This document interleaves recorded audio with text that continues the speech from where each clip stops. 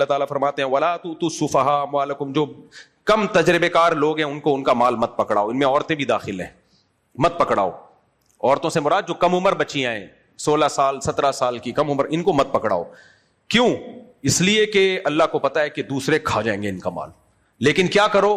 اللہ کہتے ہیں ان کی بنیادی ضرورتیں اس سے پوری کرتے رہو، بنیادی ضرورتیں، لیکن ان کو بتاتے رہو. قولوا لهم قولا معروفا، بتاتے رہو تمہارا اتنا پیسہ ہمارے پاس، یا گولڈ کی شکل میں، پیسہ کی شکل میں نہیں رکھیں، اس کی وراثت بتا دیں. اپنی بہن کو بڑا بھائی بتا دیں تمہاری اتنی وراثت یہ اس لاکر میں رکھی ہوئی ہے، جب تم سمجھدار ہو جاؤ گی یا تمہاری شادی ہو جائے گی، جب سمجھداری کے جو انتہائی عمر ہے، امام ابو حنیفہ کے نزدیک وہ 25 سال ہے، 25 سال کی جب تم ہو جاؤ گی تو یہ گولڈ میں تمہارے حوالے کر دوں گا. اس کو خود سے بتاؤ. آج بتاتا ہے خود سے؟ کوئی پوچھے تو غصہ آنے لگتا ہے. وہ بہن اگر پوچھ رہے نا بھائی ابا کی وراثت کا کیا ہوا، کیا مجھے چور سمجھا ہوا ہے، میں وراثت کھاؤں گا؟ دے دیں گے نا، بھاگی جا رہی ہے کیا؟ بھائی جس کا پیسہ ہے آپ نے خود اس کو ایکسپلین کرنا ہے. دیکھو تمہارا اتنا پیسہ ہے اس لاکر میں رکھا ہوا ہے، ابھی تمہیں اس لیے نہیں دے رہا کہ تمہیں دوسرے بیوقوف بنا کے تم سے یہ کاروبار کے نام پہ نہ چھوڑ لیں گے، لیکن یہ تمہارا رکھا ہوا ہے، یہ ہے. بار بار دوسروں کو بھی بتا دو. تو جس کا پیسہ ہے اس کو خود بتانا پڑتا ہے. اس سے بھی پتا چلا کہ آپ نے مکان کا کرایہ مالک مکان کو دینا ہے، آپ کا ایگریمنٹ ہوا تھا 5 تاریخ تک دے دوں گا، 5 تاریخ کو اگر نہیں دیا تو اس کا فون نہیں آنا چاہیے. آپ کے ذمہ آپ فون کریں کہ بھائی 5 کو میں نے دینا تھا لیکن کسی وجہ سے میں لیٹ ہو گیا ہوں. یہ ہوتا ہے ہماری سوسائٹی میں. وہ خود پیچھے پڑ کے عذاب بنا دو گے، اس کو زندگی عذاب بن جائے گی. تو اس لیے اللہ نے فرمایا یتیم کو بتاتے رہو تمہارا اتنا پیسہ، یہ دکان طارق روڈ پہ تمہاری ہے، ہماری نہیں ہے، اس کا کرایہ جمع ہو رہا ہے. بیٹا جب تم 25 سال کے ہو جاؤ گے تھوڑا تمہیں سمجھداری آ جائے گی، تم دیکھ لو گے نا لوگوں کو ٹوپیاں کراتے ہوئے اور ٹوپیاں ہوتے ہوئے، تو پھر ہم تمہیں دیں گے. اور پھر 25 سال کے بعد ہینڈ اوور کرنا بھی لازم ہے، اس کے بعد تاخیر جائز نہیں ہے. یہ امام حنیفہ نے قید اس لیے لگائی ہے کہ اس کا بھی امکان تھا کہ لوگ اس بیس پہ پیسہ رکھ لیتے کہ تم سمجھدار نہیں ہو، اور پھر 50 سال تک کہتے رہتے تم سمجھدار نہیں ہو.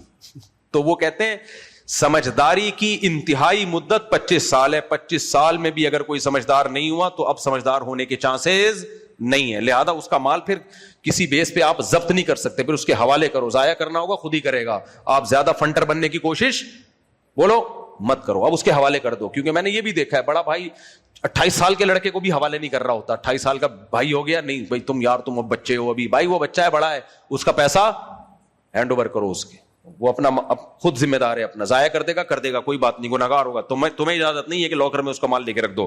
یہ سارے حکام اللہ نے آج بیان کیے.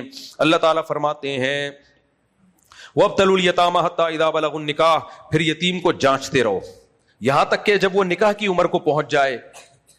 تو پتہ چلا بالغ ہوتے ہی نکاح کی عمر تو شروع ہو گئی، پیسوں کی عمر ابھی شروع نہیں ہے. پیسوں کی عمر کب ہے؟ آخری مدت 25 سال. تو اس سے پتہ چلتا ہے کہ خرید و فروخت کے معاملے میں سمجھداری کی عمر کچھ اور ہے، شادی کے معاملے میں سمجھداری کی عمر کچھ اور. شادی کے معاملے میں سمجھداری کی عمر بالغ ہوتے ہی. اور اسلام میں بالغ لڑکا کسے کہتے ہیں؟ جب اس کو فرسٹ ٹائم احتلام ہو، نائٹ فال جسے کہا جاتا ہے، وہ بالغ ہو گیا. اور لڑکی جب اس کو مینسز آنا شروع، تو بالغ ہوتے ہی نکاح کی عمر ہو گئی.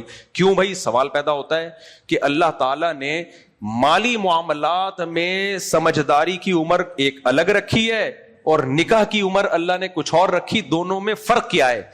فرق یہ ہے کہ بالغ ہوتے ہی عورت کی طلب اور عورت سے ملاقات آپ کی جسمانی ضرورت بن جاتی ہے. جیسے بھوک کے وقت روٹی جسمانی ضرورت ہے یا نہیں ہے؟ اس کے لیے سمجھدار ہونا ضروری نہیں. آ رہی سمجھ میں؟ رہنے تو میں جا رہا ہوں. تم لوگ جملہ کمپلیٹ کیا کرو میرے بھائی. دیکھو جب بھوک لگتی ہے تو بچہ سمجھدار ہو یا نہ ہو روٹی کھلانی ہے اس کو، باڈی کی ریکوائرمنٹ ہے. تو لڑکی جب بالغ ہو گئی تو اس کی زندگی میں شوہر کا ہونا اس کی باڈی کی ریکوائرمنٹ ہے. لڑکا جب بالغ ہو گیا اس کی زندگی میں بیوی کا ہونا اس کی باڈی کی ریکوائرمنٹ ہے. اسلام چونکہ دین فطرت ہے، قرآن دین فطرت ہے، اس لیے قرآن نے لڑکا اور لڑکی کی بلوغت کی عمر کو نکاح کی عمر قرار دیا ہے.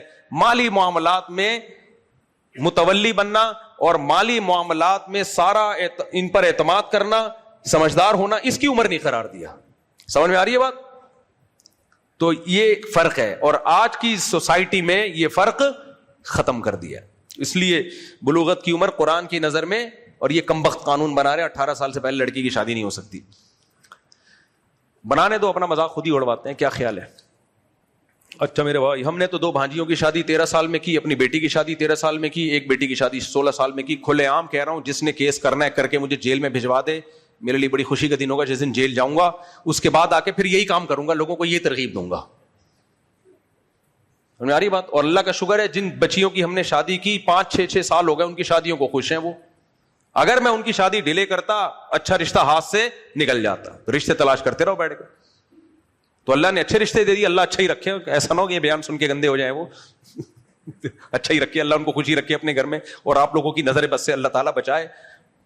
آپ لوگ کی نہیں, مذاق سے کہہ رہا ہوں, آپ کیوں نظر بد سے بتاؤ.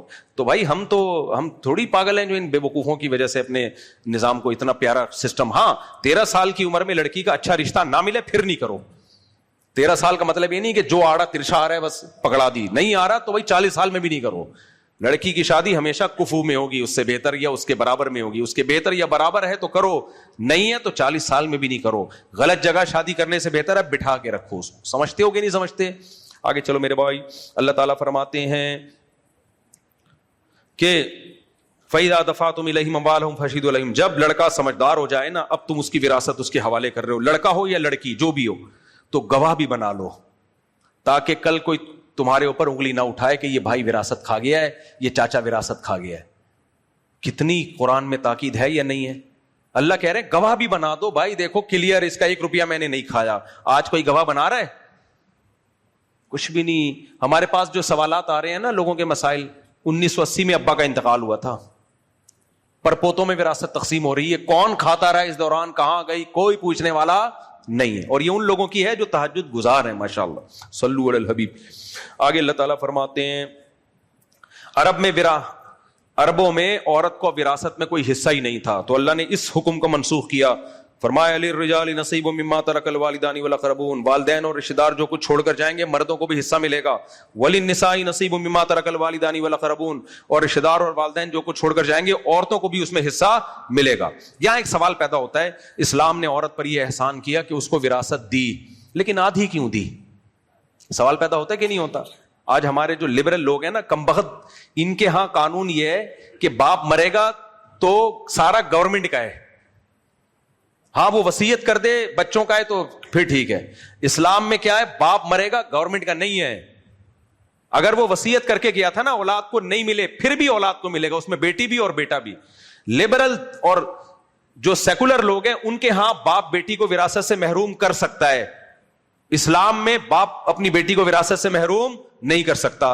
تو بتاؤ اسلام میں عورت کا حق زیادہ ہوا, یہ جو صبح شام کمبخت اسلام کے خلاف چیختے ہیں ان کے حق زیادہ ہوا؟ بولو نا. رہا یہ مسئلہ کہ اسلام نے آدھی وراثت دی ہے بیٹی کو, اب میں اس کو کئی بار مثال سے ایکسپلین کر چکا ہوں. ایک باپ نے 3 کروڑ روپے چھوڑے, اس کا ایک بیٹا جمشید, بیٹی جمشیدہ, آسانی کے لیے ہم ہاں لگا دیتے ہیں تاکہ نام میں مشکل نہ ہو. جمشید کو ملیں گے 2 کروڑ, جمشیدہ کو ملے گا 1 کروڑ. آئی بات سمجھ میں؟ اب دیکھو جمشیدہ پر کوئی ذمہ داری نہیں ہے مالی. جمشید کی جب شادی ہوگی محمودہ سے, جس محمودہ کو اپنے باپ سے 1 کروڑ ملا تھا, جمشید کی شادی کس سے ہو رہی ہے؟ محمودہ سے. محمودہ کو اپنے ابا سے کتنا ملا تھا؟ 1 کروڑ, اور اس کے بھائی کو ملا تھا 2 کروڑ. اب محمودہ کو ملا 1 کروڑ. جمشید کی جب شادی ہوگی مہر کا خرچہ کس پر ہوگا؟ جمشید پر. محمودہ پر ہوگا؟ نہیں. ولیمے کا خرچہ کس پر ہوگا؟ بارات تو ہے ہی نہیں نا اسلام میں. جمشید پر. محمودہ پر ہوگا؟ نہیں. بچے پیدا ہوئے, ڈلیوری کا خرچہ کس پہ ہوگا؟ جمشید پر. محمودہ بچے پیدا کر رہی ہے اپنے, لیکن اس پہ خرچہ نہیں ہے. بچوں کی تعلیم اور بیماریاں اور خوراک وہ سارا خرچہ محمودہ پر ہے یا جمشید پر ہے؟ جمشید پر. پھر آگے بچیوں کی شادی کی ذمہ داریاں, پھر آگے بیٹوں کو پڑھانا وغیرہ وغیرہ وغیرہ. گیس بجلی کا بل جمشید پر ہے محمودہ پر ہے؟ جمشید پر. بل, گیس کا بل, بجلی کا بل, سلنڈر ختم ہو گیا, بار بار میں جو اپنے پٹی ہیں وہ بتانا شروع کر رہا ہوں اب. بار بار ہمارے علاقے میں گیس نہیں آ رہی, بار بار سلنڈر تبدیل بھیجنا خادم کو, یہ سلنڈر لے کے جا, وہ والا سلنڈر اس گھر میں, یہ اتنے سارے ہم لوگ سلنڈر کا میں سوچ رہا ہوں اپنا بزنس شروع کر دوں. یہ سارے خرچے جمشید پر ہیں یا محمودہ پر؟ محمودہ مرے گی 1 کروڑ اس کے پاس ویسے کے ویسے رہیں گے, اور جمشید جب مرے گا کہنے کو تو 2 کروڑ دیے, خرچے 10 کروڑ کے ڈال دیے اس کے اوپر. نہیں آ رہی میرا خیال ہے بات؟ تو فیور کس کو دے رہا ہے اسلام, جمشید کو یا محمودہ کو؟ محمودہ پیڑے کھانے کے علاوہ اس کا کوئی کام بولو. اب تو وہ ایک کام پہلے محمودہ کا ہوا کرتا تھا, بچے پیدا کرنا, اب تو وہ بھی ایک آدھ بچے کے بعد وہ بھی ختم. ایک ہوتا تھا کام, وہ بھی ختم ہو گیا. چلو خیر, اب وہ کیا رونا روئے آدمی بیٹھ کے, حلالی پن لگا کے رکھا ہوا ہے. آگے چلتے ہیں ہم.